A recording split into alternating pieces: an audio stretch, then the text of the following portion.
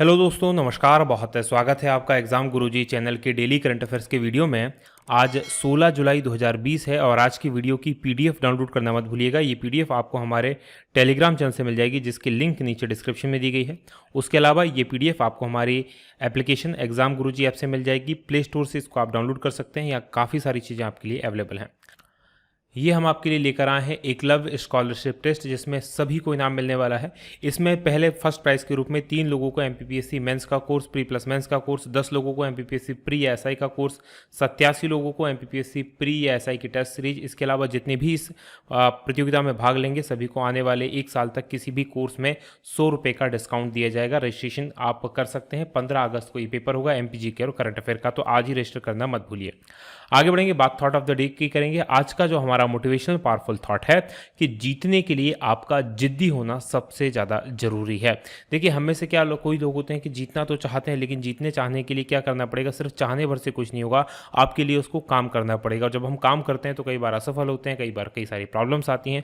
तो उन सब चीज़ों से निपटने के लिए हमारा जिद्दी होना, हमारे चीज़ों के प्रति जुनून होना, लगे रहना सबसे इंपॉर्टेंट है। अगर हम ये नहीं कर पाए तो हम कभी भी जीत नहीं सकते। तो यकीन मानिए, आप में से जो कोई भी जीतना चाहते हैं तो आप में से एक गुण आपको अपनाना पड़ेगा, आपको जिद्दी होना पड़ेगा। और जो जिद्दी होगा अपने काम के प्रति, तो आपको जीतने से कोई नहीं रोक सकता। इसी थॉट के साथ आगे बढ़ेंगे, बात करेंगे क्विक रिवीजन कल के पड़ेगा करंट अफेयर के प्रश्नों का। पहला प्रश्न है कि भारत और किस संघ की 15वीं बैठक 15 जुलाई को वीडियो कॉन्फ्रेंसिंग के जरिए आयोजित हुई है? अब ये हो चुकी है और ये यूरोपीय संघ और भारत के बीच में हुई थी। दूसरा प्रश्न, इंडिया ग्लोबल वीक वर्चुअल सम्मेलन का उद्घाटन किसके द्वारा किया गया है? तो नरेंद्र मोदी, जो भारत के प्रधानमंत्री हैं, उनके द्वारा किया गया। तीसरा प्रश्न, किस देश ने भारत को चाबहार रेल परियोजना से बाहर करने की घोषणा की है? तो ये ईरान ने घोषणा की है। चौथा प्रश्न है कि 12 लाख करोड़ रुपए के मूल्य वाली पहली भारतीय कंपनी कौन बन गई है? तो ये रिलायंस बनी है। पांचवा प्रश्न है कि क्वालकॉम ने जियो प्लेटफॉर्म में कितने करोड़ रुपए के निवेश की घोषणा की है? तो 730 करोड़ रुपए के निवेश की घोषणा की है। वहीं छठवां प्रश्न है कि इंटरनेशनल एकेडमी ऑफ एस्ट्रोनॉमिक्स ने वॉर्न करमन पुरस्कार 2020 के लिए किसे चुना है? और ये के सिवान को चुना है। वहीं सातवां प्रश्न है कि पीएम स्वनिधि योजना को लागू करने में शीर्ष पर कौन सा राज्य है? तो इसमें मध्य प्रदेश शीर्ष पर है। आठवां प्रश्न है कि किस आईआईटी ने यूवी सैनिटाइजिंग डिवाइस शुद्ध को विकसित किया है? और ये आईआईटी कानपुर ने किया है। नवा प्रश्न है कि किस प्रदेश में फसलों का ऑनलाइन पंजीकरण शुरू किया गया है? तो ये आंध्र प्रदेश में शुरू किया गया। और 10वां प्रश्न है कि बीसीसीआई ने किसे अंतरिम सीईओ बनाया है? और ये हेमांग अमीन है। ये थे हमारे कल के पढ़े गए करंट अफेयर के प्रश्नों का क्विक रिवीजन। आगे बढ़ेंगे, आज के प्रश्नों की बात करेंगे। और आज के करंट अफेयर का पहला प्रश्न है कि डिजिटल शिक्षा पर प्रज्ञाता दिशा निर्देश जारी किसके द्वारा किए गए हैं? तो ये आपको बताना है कि किसने ये प्रज्ञाता दिशा निर्देश जारी किए हैं। और ये किए हैं एचआरडी मिनिस्टर भारत के रमेश पोखरियाल निशंक ने। यानी कि बी ऑप्शन प्रश्न का सही उत्तर है। डिटेल लिख लीजिए क्या है। तो जो केंद्रीय मानव संसाधन विकास मंत्री है रमेश पोखरियाल निशंक, याद रखिएगा, ये हरिद्वार से, कहाँ पर? हरिद्वार, जो कि उत्तराखंड में है, वहाँ से सांसद हैं, मेंबर ऑफ पार्लियामेंट है, एमपी हैं। इन्होंने नई दिल्ली में ऑनलाइन माध्यम से डिजिटल शिक्षा पर प्रज्ञाता PRAGYATA, ये इसकी शॉर्ट फॉर्म बनती है प्रज्ञाता, ये दिशा निर्देश जारी किए हैं। और इन दिशा निर्देशों को शिक्षार्थियों यानी कि जो स्टूडेंट्स हैं उनके हिसाब से विकसित किया गया है कि लॉकडाउन के दौरान घरों में जो शिक्षा ले रहे हैं, ऑनलाइन शिक्षा ले रहे हैं, तो उस पर किस प्रकार से उनको प्राप्त करना चाहिए। और इन दिशा निर्देशों का 8 चरण इसमें बताए गए हैं। दिशा निर्देशों में ऑनलाइन डिजिटल शिक्षा के 8 चरण। पहला है योजना, समीक्षा, व्यवस्था, मार्गदर्शन, यानी कि बात, असाइन, ट्रैक, सराहना। तो ये कुल मिलाकर इस प्रकार से इसमें शामिल किया गया है। आगे बढ़ेंगे, बात दूसरे प्रश्न की होगी कि विश्व युवा कौशल दिवस कब मनाया जाता है? तो ये जो वर्ल्ड यूथ स्किल डे मनाया जाता है, ये मनाया जाता है 15 जुलाई को। यानी कि डी ऑप्शन प्रश्न का सही उत्तर है। डिटेल लिख लीजिए क्या है।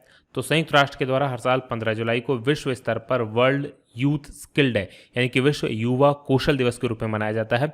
और ये दिन जो है युवाओं, तकनीकी और जो व्यावसायिक शिक्षा और प्रशिक्षण संस्थान हैं और सार्वजनिक निजी क्षेत्र के जो हितधारक हैं उनके लिए एक अवसर के साथ साथ युवाओं को वो रोजगार दे सकें, बेहतर रोजगार और उद्यमिता के लिए कौशल प्रदान करने के महत्व को चिन्हित करने के लिए, यानी कि कौशल का, स्किल का क्या महत्व होता है युवाओं के लिए, ताकि युवाओं को रोजगार मिल सके, उनको अच्छा काम मिल सके। तो उसी के लिए ये दिवस जो है मनाया जाता है। और युवा कौशल दिवस 2020 का जो इस बार का विषय था स्किल फॉर रेसिलियंट यूथ, ये इस बार का जो है विषय रखा गया था।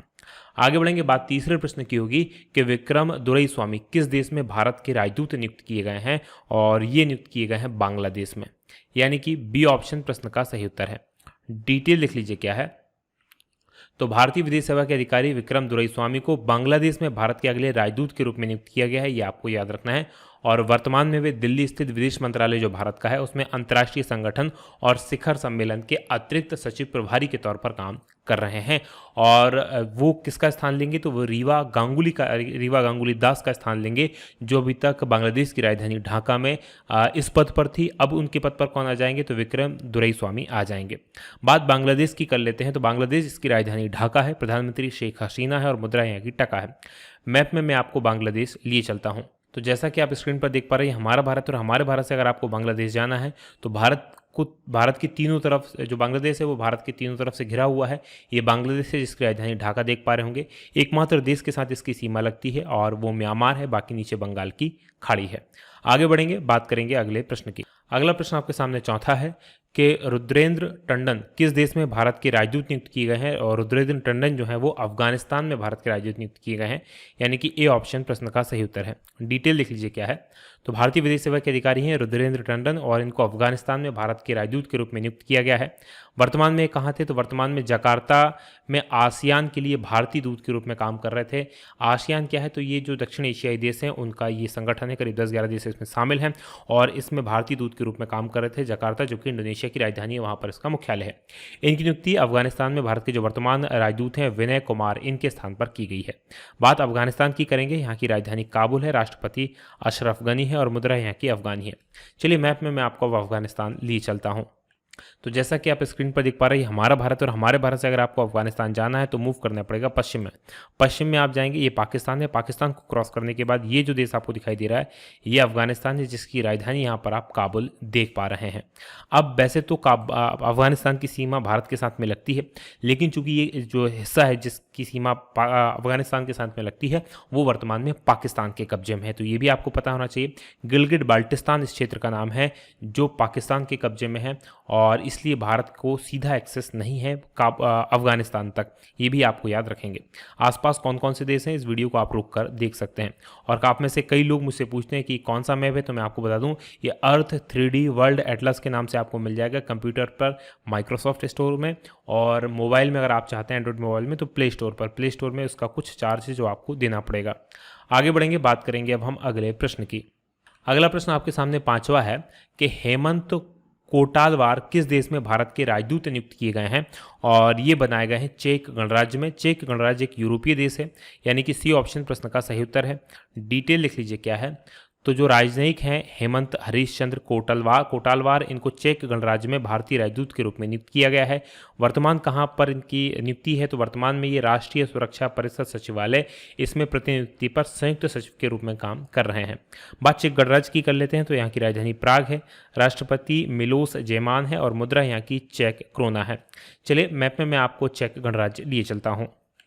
तो जैसा कि आप स्क्रीन पर देख पा रहे हैं हमारा भारत है, और हमारे भारत से अगर आपको चेक गणराज्य जाना है तो मूव करना पड़ेगा आपको पश्चिम में। पश्चिम में जाएंगे, ये यूरोप है, और यूरोप में आप देखेंगे तो ये जो ग्रीन कलर का देश आपको यहाँ पर दिखाई दे रहा है यही चेक गणराज्य है। आसपास कौन कौन से देश हैं, पहले इसकी राजधानी देख लीजिए। तो ये प्राग इसकी राजधानी है, ऊपर इसके पोलैंड लगा हुआ है, इस तरफ स्लोवाकिया लगा हुआ है, नीचे की तरफ ऑस्ट्रिया लगा है, इस तरफ जर्मनी लगा हुआ है। आगे बढ़ेंगे, बात करेंगे अब हम अगले प्रश्न की। अगला प्रश्न आपके सामने छठवा है कि प्रतिष्ठित राष्ट्रीय डिजाइन संस्थानों को किस देश में मान्यता मिली है, और ये 5 राष्ट्रीय डिज़ाइन संस्थान है। इसका एक सबसे इंपॉर्टेंट जो है वो अहमदाबाद में है, ये आप याद रखिएगा। भोपाल में भी 4 बाद में बनाए गए हैं और इनको जर्मनी देश के द्वारा मान्यता दी गई है, यानी कि ए ऑप्शन प्रश्न का सही उत्तर है। डिटेल लिख लीजिए क्या है। तो प्रतिष्ठित राष्ट्रीय डिज़ाइन संस्थान, इनको जर्मनी में मान्यता मिली है, और इसमें अब क्या होगा कि जो भारतीय छात्र हैं वो जर्मनी के प्रतिष्ठित संस्थानों में क्या करेंगे, प्रतिष्ठानों में आसानी से व्यावसायिक अवसर उपलब्ध उनको हो सकेंगे, यानी वहाँ की फर्म्स में वहाँ जाके नौकरी वो प्राप्त कर सकेंगे। तो NID को जर्मनी के एनाबिन डेटाबेस में शामिल कर लिया गया है, और इससे भारतीय छात्र जर्मनी की कंपनियों में काम करने के लिए वर्क परमिट के लिए आवेदन कर सकेंगे। आगे बढ़ेंगे, बात जर्मनी की करेंगे। यहाँ की राजधानी बर्लिन है, चांसलर यहाँ की एंजेला मार्केल है और मुद्रा यहाँ की यूरो है। चलिए मैप में मैं आपको अब जर्मनी लिए चलता हूँ। तो पिछले वीडियो में मैं आपको चेक गणराज्य घुमा रहा था और चेक गणराज्य की बगल में ही अगर आपने देखा हो ध्यान से तो ये जर्मनी देश है जो कि एक यूरोपीय कंट्री है। आसपास कौन कौन से देश हैं वो आपको दिखा देता हूँ। तो ऊपर देखेंगे तो डेनमार्क लगा हुआ है, इस तरफ नीदरलैंड्स लगा हुआ है, इस तरफ बेल्जियम है, यहाँ देखेंगे लग्जमबर्ग एक छोटा सा देश है, इधर ये फ्रांस है, नीचे की तरफ देखेंगे स्विट्जरलैंड है, इस तरफ ऑस्ट्रिया है और इस तरफ चेक गणराज्य है और ये इसकी राजधानी है बर्लिन जो कि जर्मनी की राजधानी है। आगे बढ़ेंगे, बात करेंगे अब हम अगले प्रश्न की। अगला प्रश्न आपके सामने सातवां है कि भारतवंशी चंद्रिका प्रसाद संतोखी इनको किस देश के राष्ट्रपति के रूप में चुना गया है, और ये जो हैं सूरीनाम के राष्ट्रपति बने हैं जो कि एक लैटिन अमेरिकी देश है, यानी कि डी ऑप्शन सही है। डिटेल लिख लीजिए क्या है। तो भारतवंशी चंद्रिका प्रसाद संतोखी इनको लैटिन अमेरिकी देश सूरीनाम में राष्ट्रपति के रूप में चुना गया है और इन्होंने पूर्व सैन्य तानाशाह डेसी बाउटर्स इनकी जगह ली है, ये आपको याद रखना है। और इनकी जो पार्टी थी डेसी बाउटर साहब की, नेशनल पार्टी ऑफ सूरीनाम, ये चुनाव हार गई थी और उसके बाद ये चुने गए हैं। सूरीनाम के ये मुख्य पुलिस आयुक्त पहले रह चुके हैं और 2005 के दौरान देश के न्याय मंत्री भी ये थे।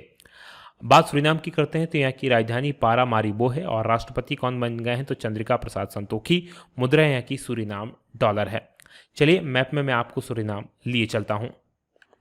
तो जैसा कि आप स्क्रीन पर देख पा रहे हैं ये हमारा भारत है और हमारे भारत से अगर आपको सूरीनाम जाना है तो मूव करना पड़ेगा आपको पश्चिम में जाएंगे, अफ्रीका को क्रॉस करेंगे, अटलांटिक महासागर को क्रॉस करेंगे, दक्षिण अमेरिका या जिसे लैटिन अमेरिका कहा जाता है उस देश में पहुंचेंगे और यहाँ पहुंचने के बाद ब्राज़ील के ऊपर आप देखेंगे तो ये जो देश है ये सूरीनाम है जिसकी राजधानी पारामारिबो यहाँ पर आप देख पा रहे होंगे।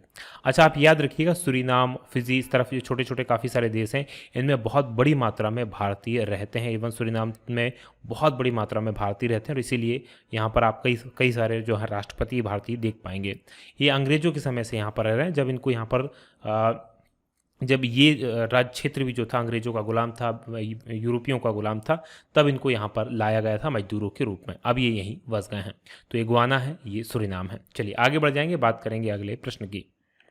अगला प्रश्न आपके सामने आठवां है कि किस देश ने हांगकांग का विशेष दर्जा खत्म कर दिया है। तो विशेष दर्जा हांगकांग का खत्म किया किसके द्वारा? अमेरिका के द्वारा, यानी कि ए ऑप्शन प्रश्न का सही उत्तर है। तो क्या हुआ है डिटेल लिख लीजिए। तो अमेरिका के राष्ट्रपति हैं डोनाल्ड ट्रंप, इन्होंने हांगकांग को वरीयता देने वाले विशेष दर्जे को समाप्त करने की घोषणा की है, ये आपको याद रखना है। और इसके बाद दुनिया भर के जो बैंक हैं वो चीन और अमेरिका में से किसी एक को चुनने के लिए मजबूर हो जाएंगे, वो दोनों जगह अपना काम नहीं कर पाएंगे। अभी तक क्या था कि हांगकांग जो था, हांगकांग में कुछ रियायत थी, वहाँ पर डेमोक्रेसी थी, लेकिन चाइना ने वहाँ पर एक अपना कानून लागू किया है और उससे जो हांगकांग के अधिकार उससे कम हुए हैं और उसी को चढ़कर जो अमेरिका के राष्ट्रपति हैं उनके द्वारा ये फैसला किया गया है। तो चीन ने हांगकांग में जो राष्ट्रीय सुरक्षा कानून लागू किया है उसके बाद अमेरिका ने एक कदम उठाया है, तो ये आपको याद रखना है। हांगकांग क्या था? हांगकांग पहले ब्रिटेन के पास था, ब्रिटेन से एक संधि के द्वारा ये लीज के रूप में चाइना के पास पहुंचा। चाइना ने जब इसको टेक ओवर किया तो उस समय कुछ नियम थे जो चाइना को मान्य थे, जैसे इसकी जो वर्तमान एक देश दो व्यवस्था करके वहाँ पर एक व्यवस्था है कि हांगकांग जो एक अलग देश की तरह ट्रीट होता है, लेकिन चाइनीज़ के पास उसका सारे अधिकार हैं। तो चाइना क्या कर रहा है, वहाँ पर अपने हाथों को और मजबूत कर रहा है, उसकी डेमोक्रेसी को ख़त्म कर रहा है। तो उन्हीं सब चीज़ों को लेकर ये सारी कार्यवाही की गई है। आगे बढ़ेंगे, बात करेंगे 90 प्रश्न की कि नाबार्ड ने PACS को कंप्यूटरीकृत करने के लिए कितने रुपए आवंटित किए हैं। ये PACS क्या है? तो ये सहकारी साख समितियां जो होती हैं गाँव के अंदर, ये वो हैं और इनको कंप्यूटरीकृत किया जाएगा और इसके लिए 5,000 करोड़ रुपए की जो है आवंटन की घोषणा की है, यानी कि डी ऑप्शन सही है। डिटेल लिख लीजिए क्या है। तो national bank for agriculture and rural development यानी कि नाबार्ड, इसने वित्तीय संस्थानों और बैंकों के पुनर्वित्त योजना शुरू की है और इस योजना के लिए इसने 5,000 करोड़ रुपए आवंटित किए हैं। इस योजना के तहत जो प्राथमिक कृषि साख समितियां हैं इनको बहुसेवा केंद्रों में बदला जाएगा, उनको कंप्यूटरीकृत किया जाएगा। तो इस योजना में शुरुआती चरणों में 5,000 PACS को अपग्रेड किया जाएगा, 2022 तक 15,000 और 2023 तक बाकी जो 15,000 है इनको अपग्रेड किया जाएगा। आगे बढ़ेंगे, बात करेंगे राष्ट्रीय कृषि एवं ग्रामीण विकास बैंक यानी कि national bank for agriculture and rural development NABARD की मुख्यालय मुंबई में स्थापना हुई थी 12 जुलाई को 1982 को शिवरामन समिति की सिफारिश के आधार पर। आगे बढ़ेंगे, बात 10वें प्रश्न की होगी कि जियो में गूगल ने कितने प्रतिशत हिस्सेदारी के लिए 33,737 करोड़ रुपए निवेश किए हैं और ये निवेश किए हैं 7.73% की हिस्सेदारी के लिए, यानी कि सी ऑप्शन प्रश्न का सही उत्तर है। डिटेल लिख लीजिए क्या है। तो मुकेश अंबानी जो कि रिलायंस के प्रमुख हैं, उन्होंने रिलायंस की 43वीं आम बैठक को संबोधित किया और ये वर्चुअली प्लेटफॉर्म पर संबोधित करते हुए उन्होंने ऐलान किया है कि जियो प्लेटफॉर्म में गूगल ने करीब 33,737 करोड़ रुपए के निवेश किया है और इससे जो गूगल है उसको लगभग 7% की हिस्सेदारी मिलेगी। और इस निवेश इसके अलावा भारत को 2G से मुक्त करने के लिए, यानी 2G मुक्त का मतलब यहाँ पर है कि कई सारे फीचर फोन, वो कीपैड वाले जो फ़ोन्स आपने देखे होंगे जिनमें कीपैड होता है, ऊपर छोटी सी स्क्रीन होती है, तो उनको से मुक्त करने के लिए, सभी तक स्मार्टफोन पहुँचाने के लिए सस्ती 4G और 5G एंड्रॉयड फ़ोन लॉन्च करने का भी ऐलान किया है। गूगल के साथ मिलकर ये लॉन्च किया जाएगा रिलायंस के द्वारा, ये आपको याद रखना है। इन्होंने 5G टेक्नोलॉजीज़ पर काम किया स्क्रैच से और अपनी जो चीज़ें हैं वो भी तैयार भी कर ली हैं, तो काफ़ी हद तक ये काम करने वाले हैं 5G सर्विसेज के लिए, जो पूरी तरह से क्या हो जाएगा, इंडियन होगा, राइट। तो गूगल की बात करें तो इसकी स्थापना 1998 में हुई थी। संस्थापक लेरी पेज हैं और सेर्गे ब्रिन हैं, CEO सुंदर पिचाई हैं। ये था आज का हमारा पूरा करंट अफेयर। अब बात करेंगे कल के सवाल की। कल मैंने आपसे प्रश्न पूछा था कि प्रधानमंत्री नरेंद्र मोदी ने कहाँ स्थित एशिया के सबसे बड़े सोलर प्लांट का उद्घाटन किया है, और ये उद्घाटन किया है रीवा में, यानी कि सी ऑप्शन इस प्रश्न का सही उत्तर है। काफ़ी सारे लोगों ने इस प्रश्न का सही उत्तर दिया था, तो जिन लोगों ने सही उत्तर दिया उनको धन्यवाद, उनको बधाई। बात करेंगे अब आज के सवाल की। इसका उत्तर कमेंट बॉक्स में जरूर दीजिएगा कि विश्व जनसंख्या दिवस कब मनाया जाता है। तो कमेंट बॉक्स में बताइएगा कि विश्व जनसंख्या दिवस कब मनाया जाता है, और भी जो इसके बारे में बता सकें, जो परीक्षा उपयोगी जानकारी हो, वो जरूर दीजिएगा। तो ये वीडियो हम करेंगे यहीं समाप्त। आप लोगों का बहुत बहुत बहुत धन्यवाद। जय हिंद, जय भारत।